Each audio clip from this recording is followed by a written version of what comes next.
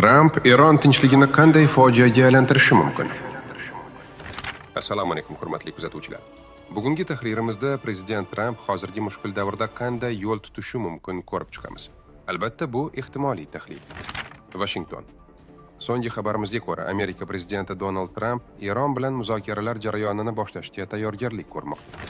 Biroq manbalarimning ta'kidlashicha, bu tinchlikka intilish emas, balki Trampning navbatdagi makkorona hiylasidir. Keling, bu sahna ortida nimalar bo'layotganini ko'ramiz.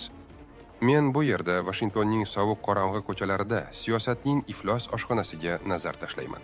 Trampning navbatdagi postanovkasi Eron tinchligi deb ataladi. Aslida esa bu uning o'z terisini qutqarish uchun qo'ygan navbatdagi spektakli. Tramp bu gal ham ikki buyuk dushman Rossiya va Xitoyni vositachi qilib ko'rsatishga urinyapti. Ular orqali Eronni muzokaraga majburlash.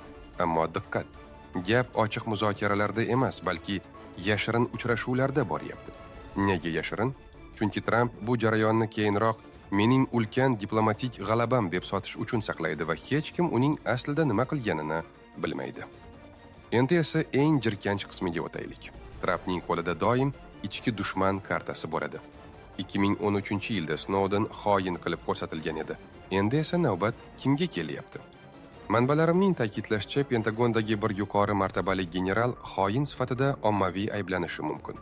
Trampga o'zining Ukraina bilan bog'liq muammolardan chalg'itish uchun kimnidir qurbon qilish kerak.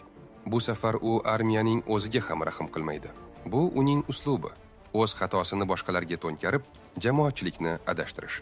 Ammo bu hammasi emas. Tramp iqtisodiy jihatdan ham hisob-kitobli odam. U arab dunyosiga qarata. Biz sizlarni Erondan qancha yillar himoya qildik. Endi to'lov vaqti keldi deb aytadi. Ya'ni Amerikaning mintaqadagi mavjudligidan kelgan zararni, aslida esa bu zarar emas, balki harbiy sanoat kompleksining foydasi arablar to'lashi kerak. Ularga shantaj qilish Trampning sevimli usuli. Va nihoyat, eng xavfli reja Ormuz bo'g'ozi. Tramp bu bo'g'ozni xalqaro maqomiga chiqarishni istaydi. Nima uchun? Chunki u Eron bo'g'ozni yopib qo'yishi mumkin degan bahona bilan butun dunyoni qo'rqitadi va natijada NATO kemalarini, hatto Rossiya va Xitoyni ham bu yerga jalb etib, urushni internatsionalizatsiya qilmoqchi. Uning maqsadi Akyush askarlari to'g'ridan-to'g'ri ishtirok etmaydigan, lekin Isroil orqali boshqariladigan urush.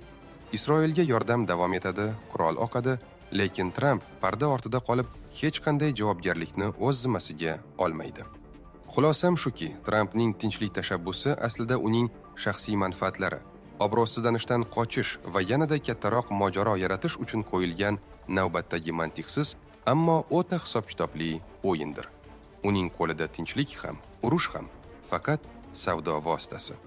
Va u bu savdoda hamisha o'zinikini olganicha dunyoni yoqib yuborishga tayyor.